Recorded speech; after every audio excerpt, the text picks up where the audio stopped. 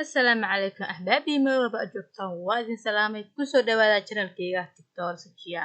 mawduuceena maanta wuxuu ku saabsan yahay dhiigkarka xilliga uurka iyo dhibaatada uu u geysto ilmaha uurka jiifta inta aynu guda galin mawduuceena maanta fadlan haddii aad ku cusub tahay channelkayga TikTok sajiya subscribe inoo saar haddii aad ka mid tahayna asxaabtii hore inala joogtana muuqaalka inoo la garay ولكن شركة قارة من أصحاب هذا بإذن الله الكريم هدين بقول الموضوعنا مانتا oo ah dhiigkarka xilliga uurka iyo dhibka uu u geysto ilmaha caloosha ku jira dhiigkarka xilliga uurku waa xaalad halis ah balse qariib ah taasoo sababi karta khalkhal xilliga uurka khalkhalkaas waxa keena isku dhaxyaaca ku yimaada maskaxda xilliga uurka taasoo keenta wareer rabsho dagaal iyo waliba mahsanaan dhiigkarka xilliga uurku wuxuu ku dhacaa dadka aadka u tirada yar wadad aad u tiro yar ayaa ku dhacdaa waxayna ku dhici kartaa boqolkii hal wax ka yar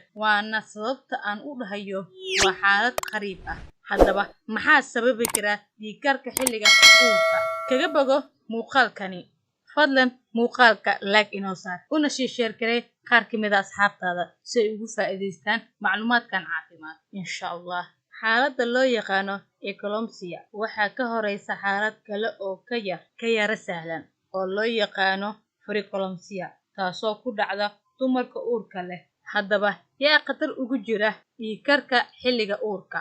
dadka la oran karo waxay halis ugu jiraan in ay xaaladdan la soo daristo waxaa ka mid ah 1 dumarka horey u qabay dhiigkarka caadiga ah 2 gabdhaha badanaa qaba madax xanuunka 3 dumarka da'doodu ay ka weyn tahay 35 sano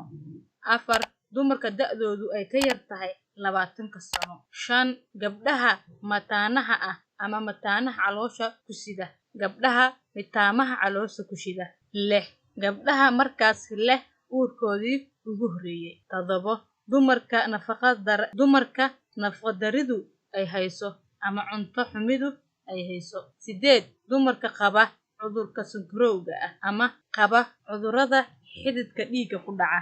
haddaba waa maxay astaamaha dhiigkarka xilliga uurka ee lagu garan karo xaaladdan waxay leedahay calaamado lagu yaqaano sidoo kale waxaa jiri karta in calaamadahan qaarkood ay keenaan cudurro kale oo awal bukaanku uu qabay ama hadda ku dhacay sidaas daraadeed waxaa fiican bukaanku in uu la tashado dhakhtarka si loo ogaado waxyaabaha keenay astaamaha dhiigkarka xilliga uurka waxaa ka mid ah wajiga iyo gacmaha oo barara madax xanuun cayil siyaado ah lalabo iyo matag aragga oo daciif noqda kaadida oo dhibta bukaanka khalkhal miirka oo daboolma murqo xanuun saameynta caafimaad uu u leeyahay ilmaha caloosha ku jira dhiigkarka xilliga uurka dhiigkarka xilliga uurku wuxuu saameeyaa ibida ama mandheerta saan ognahayna mandheertu waa xubinta ilmaha u qaabilsan nafaqada gudbinta iyo quudinta gaarka ah ee uurku jiifta